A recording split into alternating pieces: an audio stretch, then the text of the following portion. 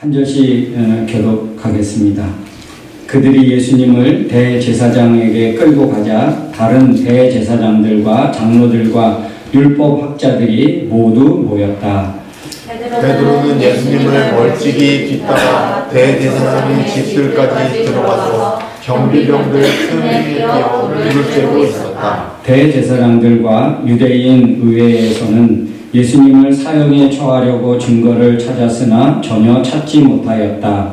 많은 사람들이 예수님에 대하여 거짓 증언을 하였으나 그들의 말도 서로 맞지 않았다. 그때 몇 사람이 일어나 저 사람이 성전을 헐고 사람이 짓지 않은 다른 성전을 3일 만에 세우겠다고 하는 말을 들었습니다 하며 예수님에 대하여 거짓 증언을 하였다. 그러나 이 증언도 서로 맞지 않았다. 이때 대제사장이 일어나 예수님께 이들이 내게 불리한 증언을 하는데도 왜 대답이 없는가 하고 물었다.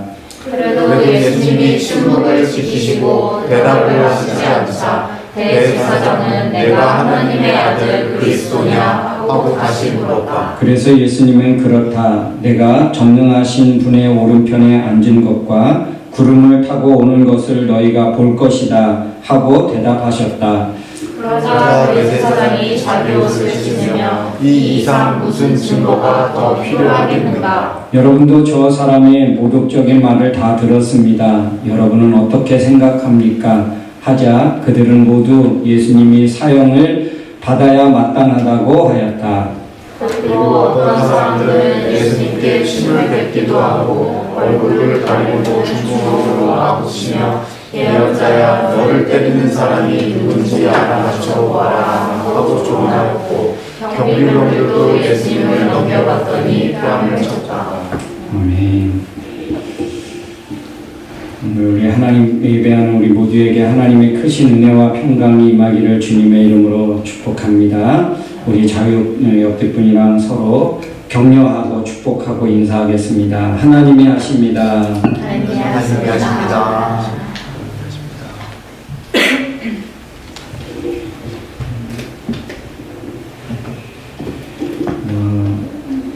저는 어제 우리 지난 우리 승교하고 세원이가 이제 대학교 4학년을 졸업하였습니다. 특히 이제 세원이 부모님은 여기서 세원이가 하이스쿨을 졸업했는데도 그때 이제 오시지 못하고 그래서 마지막 이제 졸업으로는 대학교 이제 마지막이니까 오셨습니다. 그래서 워낙 신앙이 없으시고 교회를 한 번도 다녀오지 않으신 분들이어서 참 이제 딸 때문에 어떻게 연결되기는 했지만 그래서 정성껏 섬겨야 되겠다 해서 어제 아침부터 어제 저녁 늦게까지 오후까지 또 이 밴쿠버 또 여기저기 구경도 시켜드리고 또 얘기도 하고 이렇게 섬겼습니다. 참 많이 그 딸을 혼자 보내놓고 여러 걱정도 또 요즘은 뭐 이제 수시로 뭐 영상 통화하고 연락을 수시로 하니까 덜 했겠지만 그래도 딸 혼자 멀리 또 시차도 많이 나는 그 땅에 보내놓고 얼마나 궁금한 것도 많았고 또 얼마나 그 걱정도 많았고 지난번에 한번 열이 굉장히 많이 올랐었거든요. 그때 세원이가 하는 말이 죽을 것 같아요. 그 한마디가 좀 찡한데 그러더라고요. 그때 너무 힘들었다고. 세원이가 뭐 아파서 힘들었지만 엄마임에도 불구하고 해줄 게 아무것도 없는 한국에 계시다 보니까 그게 너무 힘들었다고. 그런데 이제 우리 교회와 또 아주 친한 친구가 있어서 병원에 데려가지고 같이 밤새서 간호해주고 얼마나 감사했고 위로가 됐는지 모른다고. 그래서 이제 걱정 안 해도 그래서 이제 걱정 안 하게 됐다. 그리고 또 어제 이제 저하고 만나서 얘기하고 그러면서 이제 한결 진작 와서 좀 이렇게 목사님도 뵙고 그랬으면 한결 마음이 가벼웠을 텐데 참 아쉽다. 그런 말씀이 있었습니다. 아마 이제 그 마음에 좀 그런 짐들을 자식에 향한 그 짐들을 좀 내려놓고 그리고 이제 오늘 저녁에 다시 한국으로 출발하게 되시는데요. 그 가정이 세원 자매를 통해서 좀 하나님을 향해서 조금 더 마음을 열고 또 그런 귀한 기회가 되었으면 좋겠다 그런 마음을 가지고 있습니다. 생각날 때마다 여러분 기도해 주시면 감사하겠습니다. 오늘 말씀을 한번 살펴보면 예수님은 이제 가룟 유다에 의해서 팔려서 넘겨지죠. 예수님은 그래서 곧바로 당시 유대 사회의 최고 의결 기관이고 또 재판 기관인 그 사내드린 공회라는 곳에 세워졌습니다. 그래서 오늘 우리 말씀을 보니까 대제사장에게 집에 이제 대제사장이 있는 그곳에 가서 재판을 받고 심판을 받게 되는 그런 광경이 오늘 내용입니다. 여러분 오늘 본문을 읽으시면서 혹시 이상한 점을 발견하셨나요? 아니면 그냥 혹시 발견하셨나요?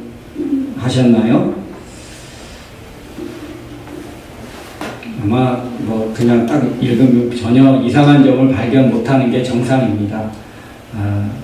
오늘 본문에서 좀 이상한 점은 뭐냐면 제사장들이라는 단어입니다. 대제사장들. 출애굽기와 레위기와 민수기를 보면 거기에는 대제사장은 오직 한 명입니다. 그리고 죽을 때까지 종신직입니다. 그러니까 유대 사회에서 이스라엘에서 대제사장은 딱 한 사람이고 그 한 사람이 죽으면 그 아들이 또 아버지를 이어서 대제사장 역할을 하는 것입니다. 그런데 오늘 말씀해 보니까 대제사장들이라고 하면 한 명 이상이죠. 2명 이상입니다. 여러 명이 있다는 거죠. 이거는 아주 심각한 문제입니다.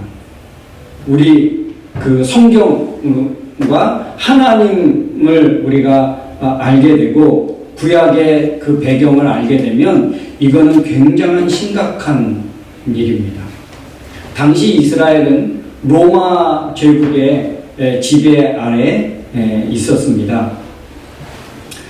이때 대제사장을 이제 이 로마에서 이 허락을 받는 거예요.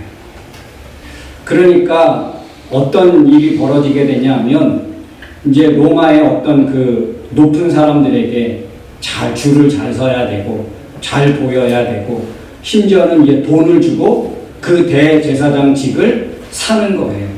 그러니까 대제사장들이라고 하는 이 단어에는 이 당시에 이스라엘의 어떤 대제사장의 역할은 정치뿐만 아니라 종교, 이 교육, 이 모든 것들을 총괄할 수 있는 하나님과 백성들 사이에서 중심을 잡고 그 사회를 안정되게 이끌어가는 굉장히 중요한 역할인데 그 역할을 하나님께로부터 위임받지 않고 사람에게부터 위임받았다. 이거는 무엇을 말할까요? 그거는 더 이상 성경의 배경을 가지고 있는 대제사장으로서의 역할, 그거는 끝났다는 것입니다.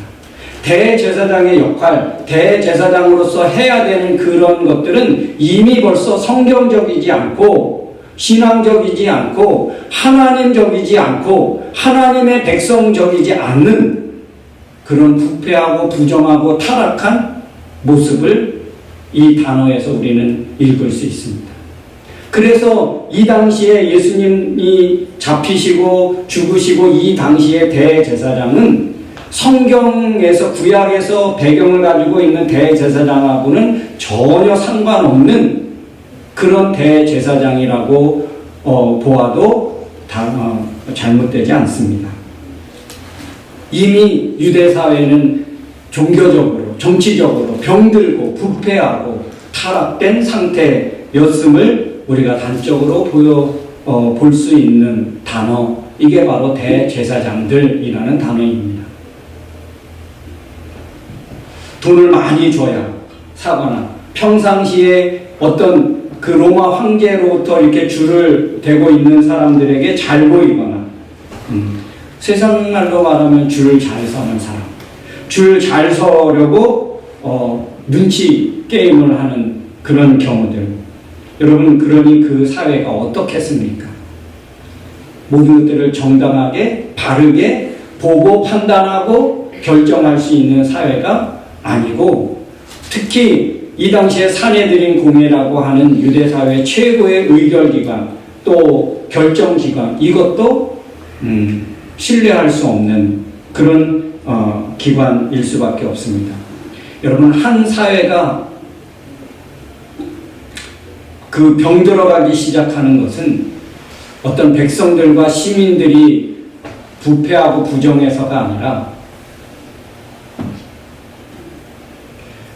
권력자들, 아니면 경제인들, 아니면 정치인들, 시민을 대표해서 선출된 그 사람들이 그 권력을 백성을 위해서 정당하게 바르게 사용하지 않고 오히려 그것들을 자기의 힘으로 과시하고 자기를 위해서 사용하게 될 때, 악하게 사용하게 될 때 그 사회가 병들고 무너지는 거거든요. 대제사장들이라는 이 단어만 보아도 그 사회가 얼마나 부패하고 타락되어 있음을 우리는 쉽게 알아차릴 수 있습니다. 하나님을 위하고 백성을 사랑한다는 그 이름은 가졌으나, 그래서 그렇게 불려지기는 했으나 실제로는 하나님을 무시하고 백성을 사랑하지 않고 오히려 백성을 억압하고 압제하고 불법을 스스로 자행하는 그런 단체를 조직하고 있다는 것.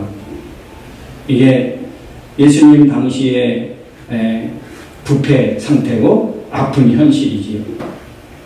하나님을 믿지 않는 불신의 대제사장들. 대제사장이라고 하는 이 이름이, 이 직함이 사용될 수 없는 그래서 정말 이 불법적 구조가 만들어져 있는 상태였습니다. 이런 자들이 예수님을 재판한다.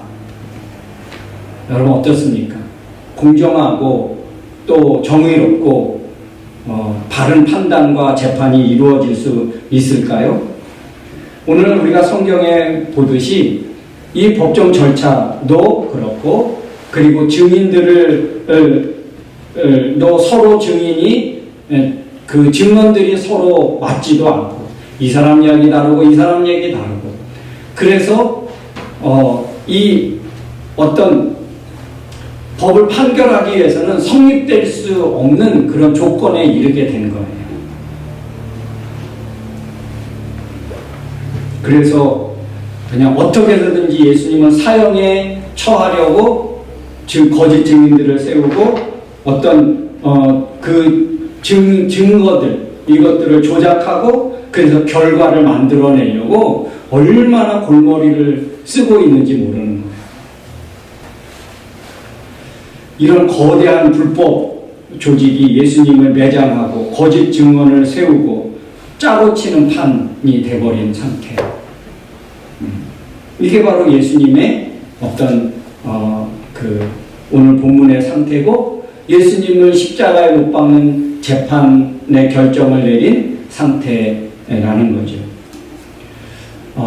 이렇게 대제사장들과 율법학자들과 또 장로들, 유대사회의 지도층들이라고 하는 그들이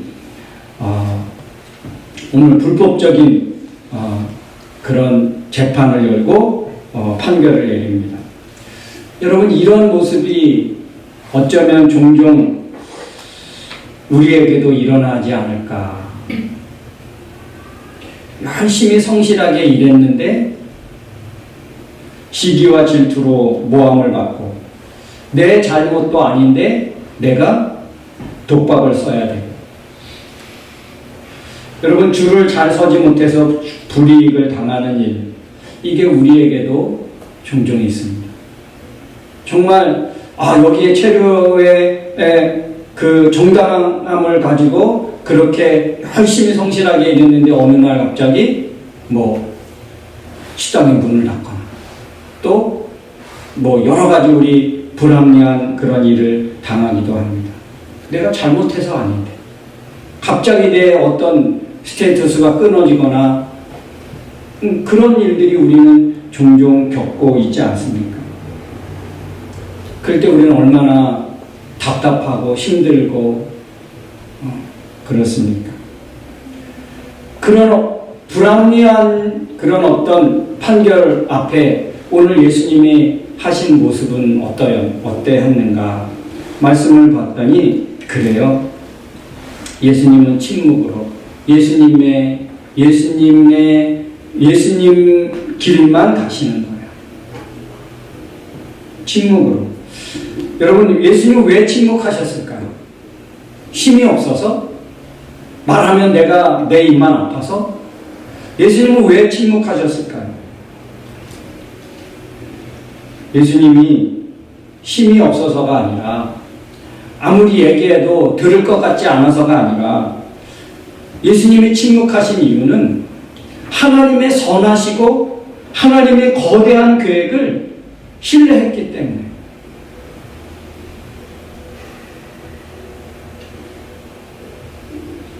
비난에도 거짓 증언 앞에서도 일일이 반응하지 않고 나는 하나님이 계획하신 그 길 간다. 너희가 어떤 죄를 내게 뒤집어 씌우고 내게 어떤 증언을 들이대어도 나는 하나님의 길 간다. 하나님이 계획하시고 나를 통해서 이루실 그 길을 나는 간다. 이게 바로 예수님의 침묵의 이유였습니다. 여러분, 우리가 살아가면서 내 가치와 내 진실과 내 진심을 끊임없이 드러내고 또 증명하고 싶은 일들이 여러분 얼마나 많이 있겠습니까? 저도 목회하면서 왜 없겠습니까? 그건 오해라고. 내 진심은 그게 아니라고. 여러분, 얼마나 할 말도 많고 그렇게 억울한 일도 왜 없었겠습니까? 근데 우리는 오늘 예수님의 침묵 앞에 우리가 한 번 더 우리의 모습을, 믿음의 모습을, 신앙의 모습을, 우리 믿음의 삶의 모습을 한 번 더 배워야 되지 않을까. 끊임없이 내가 부정당하고 내가 오해받고 하는 것 앞에 끊임없이 내가 증명한다 한들 그것이 온전하게 받아들여질까? 여러분, 그런 현실 앞에 우리는 때로 지치고 아프고 힘들어하고 괴로울 때가 얼마나 많이 있습니까? 그런데 여러분, 침묵하시던 예수님이 한마디 하십니다. 언제 하시느냐? 대제사장이 내가 그리스도냐? 그럴 때입니다. 본질적인 질문에는 예수님이 한치의 망설임도 없이 내가 그니라. 목숨 걸고 정체성을, 진실을 당당하게 드러내십니다.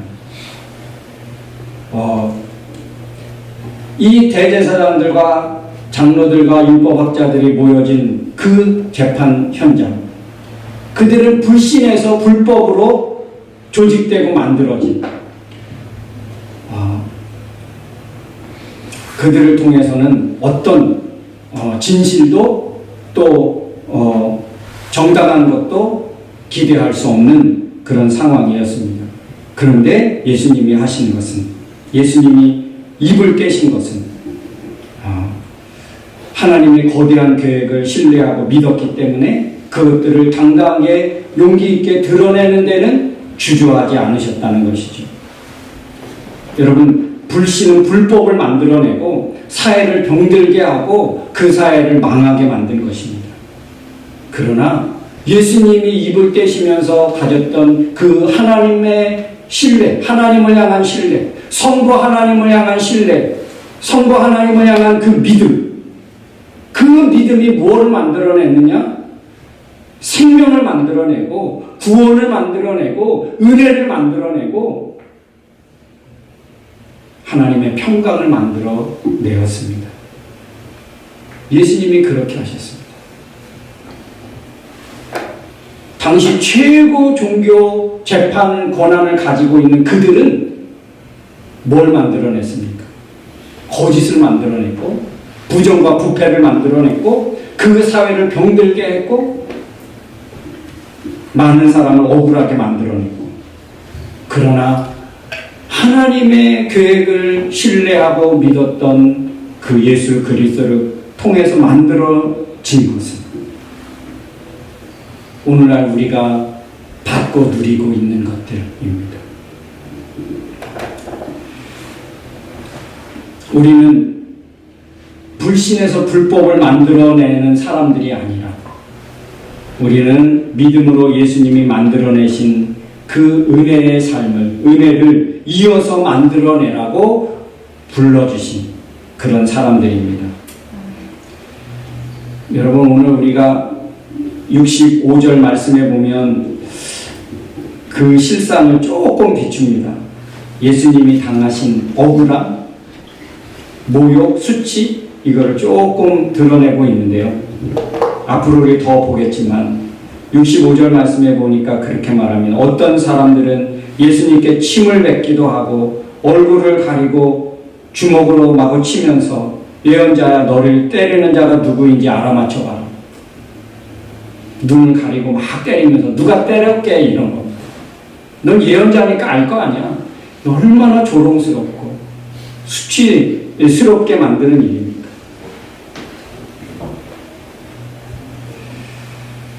또 조롱하고 경비병들은 예수님을 넘겨갔더니 뺨을 치고. 여러분, 왜 예수님이 이렇게 조롱과 수치와 모욕을 당하시면서까지 왜 이렇게 하셔야 했을까? 그 이유는 우리를 사랑하시고 구원하시기 위해서 그 모든 것들을 참아내시고 감당해내셨습니다. 여러분, 우리가 지금까지 살펴봤지만 제자들은 어떻게 했습니까? 제자들은 다 도망갔습니다. 그리고 오늘 그 54절에 보니까 베드로는 예수님을 멀찍이 뒤따라 대제사장 집들에 들어가서 경비병들 틈에 끼어 불을 쬐고 있다. 여러분, 이게 어떤 모습인지 아십니까? 예수님을 멀찍이 쫓아서 지금 경비병들 틈에 껴서 거기서 이제 새벽녘까지 추위를 이기고 있습니다. 이게 무슨 어떤 환경이냐 하면 우리가 다음 주에 보겠지만 베드로는 철저하게 예수님을 부인하기 위해서 준비가 다 된 거예요.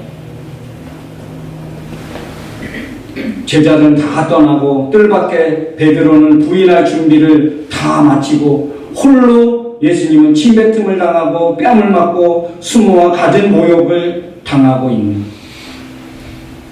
이 모습. 어쩌면 오늘 그렇게 혼자 답답해하고 괴로워하고 두려워하고 있는 바로 우리를, 여러분을 외롭지 않게 두기 위해서 예수님이 대신 겪으신 것이다. 이것은 바로 오늘날 현대에 살아가고 있는, 특히 이민사회에서 타국 땅에서 살아가고 있는 여러분을 대신해서 지금 예수님이 미리 당하신 고난과 수치와 모욕이라는 사실. 그러므로 사랑하는 성도 여러분, 불신하여 불법을 만들며 살지 말고 믿음으로 감사와 구원과 생명을 만들며 살아가는 예수님 길 가는 예수님의 후예들, 하나님의 자녀들 다 되어져야 할 줄로 믿습니다. 그 삶이 우리에게 맡겨졌다는 사실.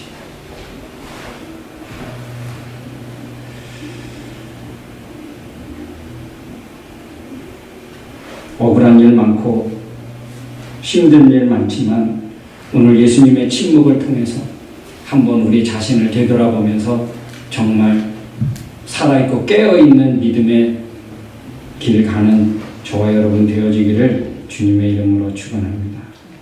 우리 찬양하겠습니다.